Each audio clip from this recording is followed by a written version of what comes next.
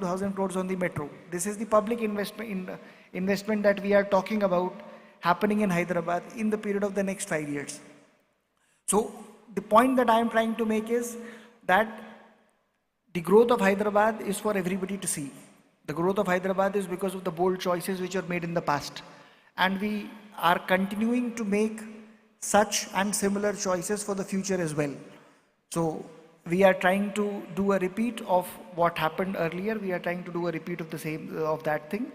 And we hope that this time it will be a much more broader, much more horizontally spread growth as well.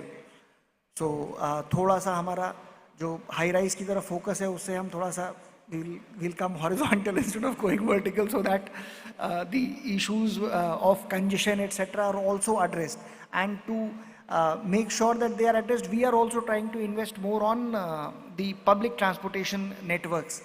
So for example, the radial roads that we are talking about, the two elevated corridors that I mentioned and the radial roads, both the elevated corridors have a metro corridor planned along with the elevated corridors, both Shamirpet and Mitchell. Similarly, both the radial roads that we are planning, radial road 1 and radial road 2, both of them are coming with an in situ. We are leaving 20-meter road, 20-meter space for a future public transit corridor, preferably a metro, but probably either a metro or a light rail transit. LRT systems you would have seen in your visit to foreign countries and all that. You have these tram kind of, so basically a high-speed tram on the road. So those kind of things in the center of the road is what we are envisaging in the farther off areas, because the cost of metro is prohibitively high. So in the crowded core areas, we are planning to go with the metro. In the extended areas, we are exploring various other options as well.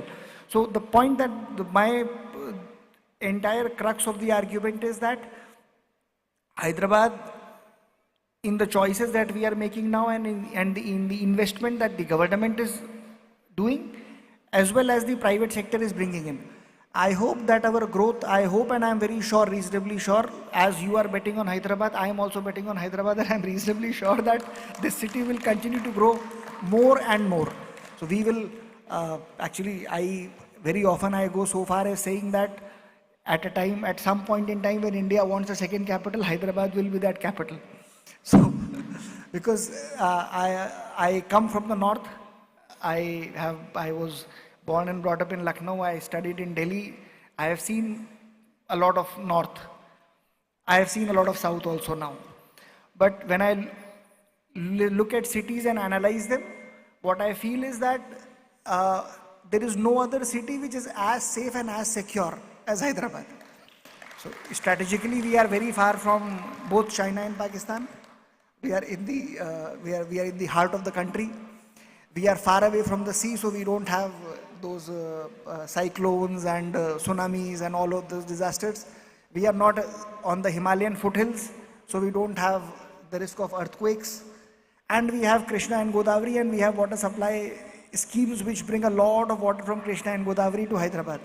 So from all of these perspectives, I think Hyderabad is one city which doesn't have a physical constraint to its growth, physical and environmental constraint to its growth, which every other city has.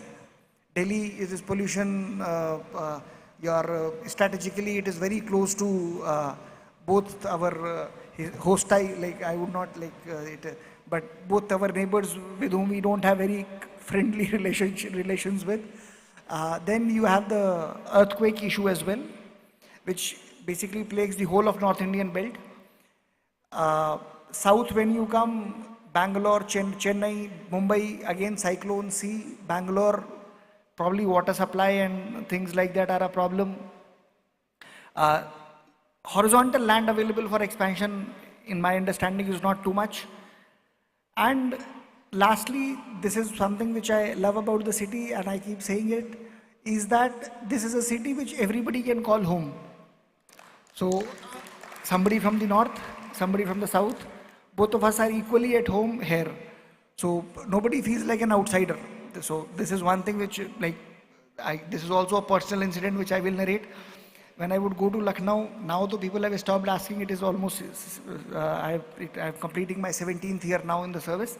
But earlier people would ask me, कि deputation पे नहीं आ रहे हो? And I was like, भाई, I am very comfortable where I am. I don't want to come to UP to work. So the point that I'm trying to make is, as an outsider also, I never felt like an outsider here. So, and to be honest, I don't have any roots in Hyderabad. Neither me, nor my wife, nor my mother, nor my father, anybody did not have any relative in Hyderabad whatsoever. Despite that, I don't feel like an outsider. So I'm saying this is a city which is a welcoming city. And that I think would be our biggest strength as we grow. Because we are in a very unique position to attract people and get people from every part of the country.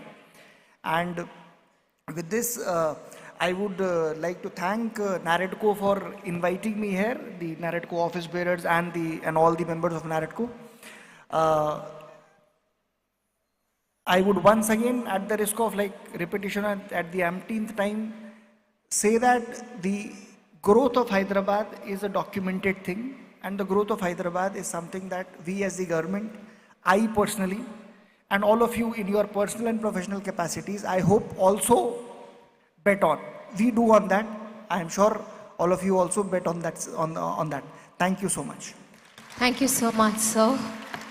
Your dedication to making Hyderabad truly world-class metropolitan region is not just evident in the policies you implement, but in the clarity of vision you share. Today, you don't just speak about four directions, you provided a blueprint for sustainable, equitable, and massive growth. Ladies and gentlemen, now it's time that we felicitate Sir with a memento. And to do the honors, I would like to invite on stage Mr. Kali Prasad Garu, the Executive VP of Naredco, to please join me on the stage with your round of applause, ladies and gentlemen, please.